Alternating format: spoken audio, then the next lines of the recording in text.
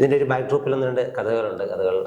ഒന്ന് ഞാനൊരു +2 പഠിക്കുന്ന സമയത്താണ്. +2 പഠിക്കുന്ന സമയത്ത് എനിക്കൊരു അധ്യാപകൻ മനോജ് കുര്യാക്കോസ് എന്ന് പറയുന്ന റാന്നി MS ഹയർ സെക്കൻഡറി സ്കൂളിലെ ഒരു അധ്യാപകൻ.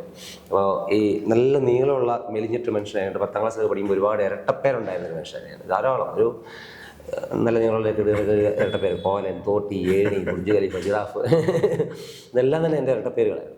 അപ്പോൾ ഈ ഇരട്ടപ്പേരുകൾ നമുക്കിങ്ങനെ പതിഞ്ഞു പോകും. +1 +2 ഒക്കെ ആകുമ്പോൾ ആ ഇരട്ടപ്പേരുകൾ ഇച്ചിരി മോചനം നേരണം വിചാരിച്ച് ഞാൻ ക്ലാസ്സിൽ ചെന്ന് ഏറ്റവും സൈലൻ്റായി ബാക്ക് ഡ്രോപ്പിൽ ഇങ്ങനെ അധികം ഇങ്ങനെ എക്സ്ട്രവേർട്ടാണ് ഭയങ്കര അധികം ഇരിക്കുകയത്. അപ്പം എനിക്കിങ്ങനെ ഈ മനോജ് കുര്യാക്കോസ് സാറ് ക്ലാസ് എല്ലാവരെയും പരിചയപ്പെടുന്നു, പല ചോദ്യങ്ങൾ ചോദിക്കുന്നു, അതിന് ഉത്തരങ്ങൾ വരുന്നു, കാര്യങ്ങൾ സംസാരിച്ചതിനിടെ എന്തോ കാരണത്താൽ എന്നെ അത് നോട്ട് ചെയ്തു. അടുത്ത ദിവസം സാറ് ക്ലാസ്സിൽ വന്നിട്ട് എന്നോട് ഒരു ഡെയിൽ കാർണിജിയുടെ how to win friends and influence people ഈ പുസ്തകം എൻ്റെ എന്നിട്ട് പറയും ഓരോ ചാപ്റ്ററായിട്ട് വായിച്ചിട്ട് ആഴ്ചയിലൊരിക്കൽ ആ ക്ലാസ്സിൽ ക്ലാസ് എടുക്കണം. ഞാൻ ആദ്യമായിട്ട് ഒരു ലൈഫ് സ്കിൽ ക്ലാസ് എടുത്തത് ഈ ക്ലാസ്സായിരുന്നു. പിന്നീട് ഈ പ്രസ്ഥാനത്തിലോട്ട് വന്നപ്പം ആ ഒരു എക്സ്പീരിയൻസും കൂടെ ഇതിനകത്ത് സഹായകരമായി. ഡിഗ്രി കാലത്തുണ്ടായ മറ്റൊരു എക്സ്പീരിയൻസ് എനിക്ക് ഇതിൻ്റെ ഒരു ഊർജ്ജം പകർന്നു തന്നത്. ഈ ഡിഗ്രി കാലത്താണ് ഞാൻ ഈ പറഞ്ഞ പ്രസ്ഥാനങ്ങളിലോട്ടൊക്കെ വരുന്നത്. ഒന്ന് ഫിസിക്സ് ആയിരുന്നു എൻ്റെ ഡിഗ്രി.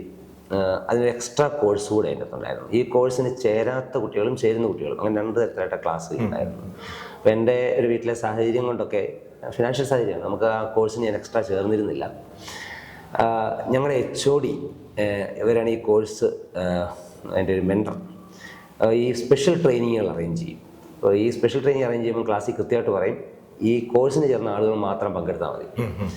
അപ്പോൾ ഇതിൻ്റെ അകത്ത് എന്താ നടക്കുന്നത് നമുക്കൊരു കൗതുകമൊക്കെ ഉണ്ടായിരുന്നു. അപ്പോൾ നമ്മൾ ജനലിൽ കൂടെ പോയി നോക്കുമ്പോൾ അവിടെ ആക്ടിവിറ്റീസ്, ഗെയിംസ്, പരിപാടി, അപ്പോൾ എല്ലായ്പ്പോഴും പുറത്ത് നിന്നിട്ട് അതിൻ്റെ ഒരു ഗ്ലിംസ് കണ്ടിട്ട് ഞാൻ പോകുമായിരുന്നു. അപ്പം നമുക്കതിൻ്റെ കയറാൻ അനുവാദമില്ല. ഒന്ന് ലാസ്റ്റ് ബെഞ്ചുകാരനാണ്, അത്ര പഠിപ്പിയല്ലായിരുന്നു ഒന്ന് ആ സമയത്ത്. ആക്ടിവിറ്റീസുണ്ട്, NCC ഉണ്ട്, വോളിബോൾ ഉണ്ട്, അങ്ങനെയൊക്കെ ആക്ടിവിറ്റീസായിട്ട് പോകുന്നു. ഫിസിക്സുകാരൻ ഈ ആക്ടിവിറ്റി പോകുന്ന HOD അത്ര താല്പര്യം ഉണ്ടാകുന്നില്ല. അപ്പോൾ നമ്മളെ മാക്സിമം അതൊന്ന് മാറ്റി നിർത്തിയായിരുന്നു.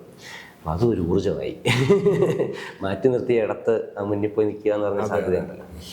അങ്ങനെ പല വേദികൾ കിട്ടി. ആദ്യം യുവജന പരിഷത്ത് പ്രവർത്തനം, യുവജന പ്രസ്ഥാനം, യുവാക്കൾ, ടീച്ചേഴ്സ്, മാതാപിതാക്കൾ, കോർപ്പറേറ്റ്, ഇതായിരുന്നു യാത്ര.